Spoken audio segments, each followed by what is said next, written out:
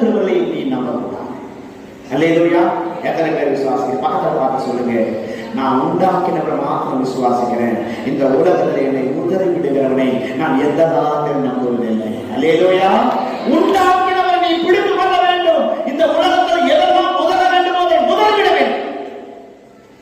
அல்லேலூயா. எத்தனை பேர் விசுவாசிக்கிறீங்க? அவன் பட்ட பாடுகள் அநேகமாக இருந்தது.